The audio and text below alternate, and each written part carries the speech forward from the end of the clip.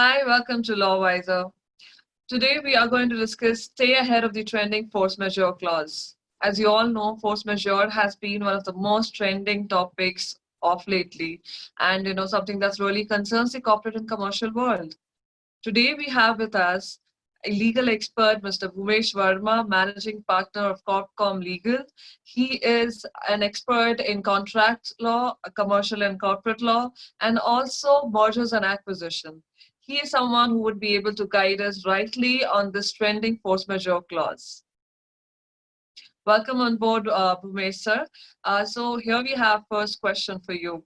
How do businesses need to be aware of the post-lockdown legal implications of the force majeure clause? You need to examine your existing contractual arrangements with your vendors, with your landlords and counterparties. You have to see whether you have a force majeure clause which adequately protects you in order to suspend your obligations in view of the current situation. Most of the corporate houses and even individuals are not in a position to fulfill their contractual obligations these days due to certain impediments, commercial, logistic, or otherwise. So first thing would be to examine your force majeure clause, whether the event that's undergoing today, like the pandemic or endemic, what we are calling it, whether it covers such eventualities or not.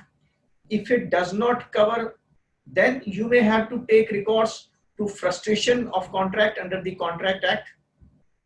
And if everything fails, then maybe you'll have to sit across the table with the counterparty and try to have an amicable solution to the problem, because these days there seems to be no happy solution for any of the parties actually. So, sir, what are the exemptions and non-exemptions for such force majeure clauses? I have been teaching drafting skills as well in law colleges and commercial organizations and so on. And through the years, I have insisted, please pay attention to each clause.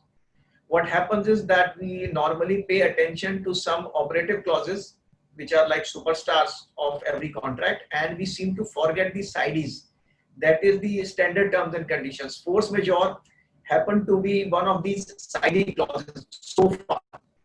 And surprisingly and shockingly, in the last 3 months, since we had this pandemic, 90% of the queries we are getting from the clients are on this one aspect only.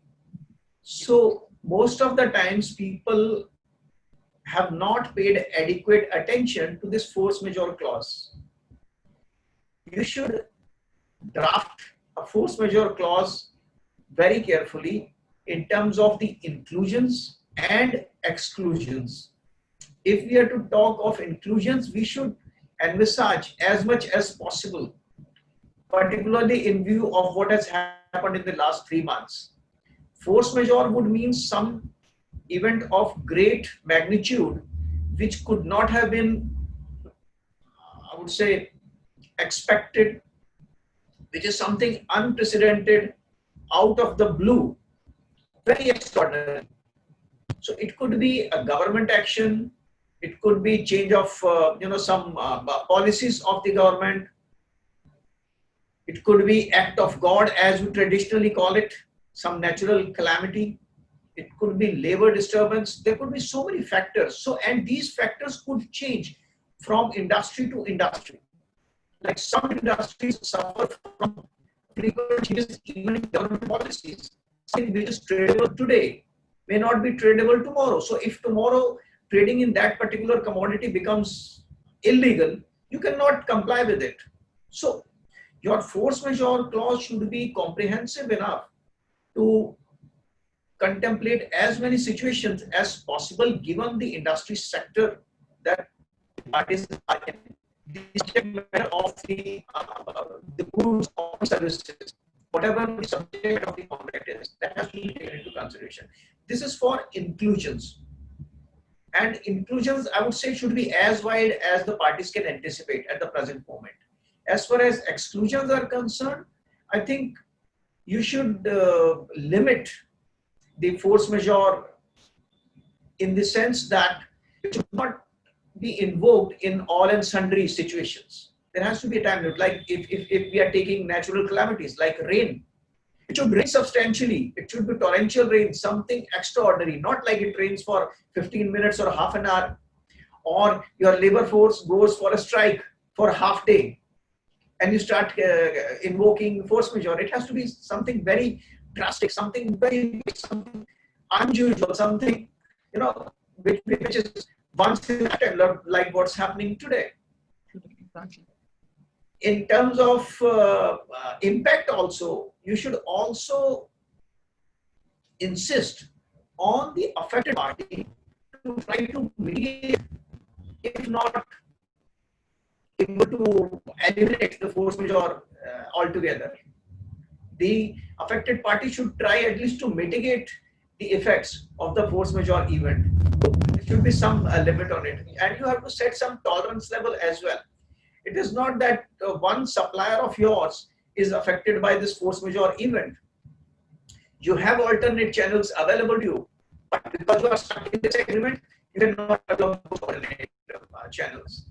So I think a lot of innovation, what we call wearing a thinker's cap, would be required.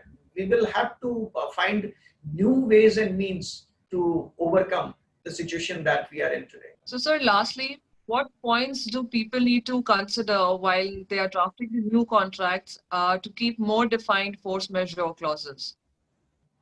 Like as I said earlier, the parties need to very clearly define, first things first, what are the inclusions, what events would be covered under the force majeure clause. So try to carve out a clause as comprehensive as possible, given the facts of the matter, the subject matter of the contract.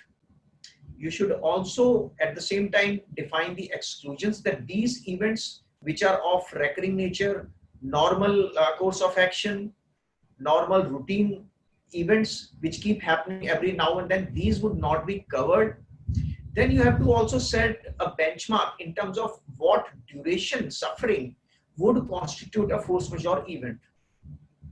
It should not be that something untoward happens for a very limited time, 10 minutes, 15 minutes, half a day or two. Because these cyclical disturbances keep taking place every now and then. We have rains, we have cyclones, and so on and so forth. Routinely, such events keep taking place. So these would be excluded from the purview of force majeure. So it has to be significant time frame and very significant impact, so as to render the affected party's performance absolutely impossible. Now, impossibility also we have to gauge from the fact of practical impossibility. Financial distress or disturbance may not constitute a force majeure event. You have to differentiate what is practical impossibility and what is commercial distress or impossibility. One cannot refuse merely on the ground of financial distress or financial disadvantage. So these couple of aspects you should bear in mind, and the non-affected party would also need to set a tolerance level as to how long would it wait for the affected party to get over the force majeure event and start performing. Like it cannot keep waiting forever. Exactly. And contracts now will have, I think, new focus areas in terms of force majeure.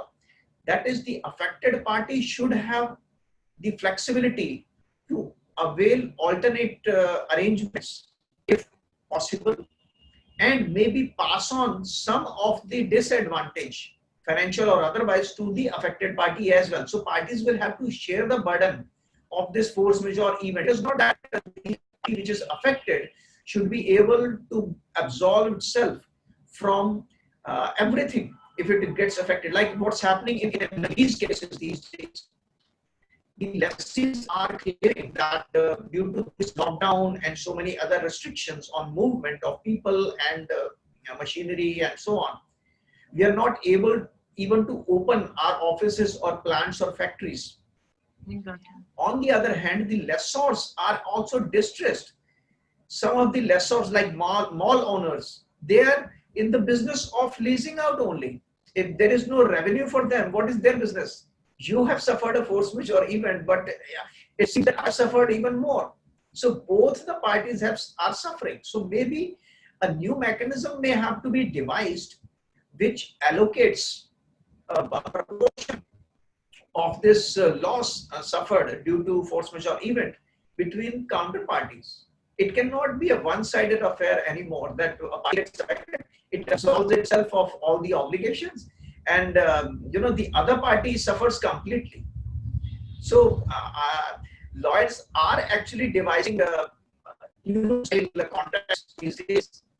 We get very frequent queries on this, how to allocate these responsibilities between different parties. And the way out, most of the times, for the existing contracts is to negotiate an amicable settlement. Because all of us are affected, all the parties are undergoing distress. It cannot be a one-sided affair, particularly if your emphasis is on a long-term relationship. This is the time for parties to cooperate and overcome this unpleasant situation together. I think reconciliation, negotiation, settlement would be the key words going forward. Thank you, sir. Thank you so much for your valuable time. This was really helpful for each one of us. Thank you. Thank you.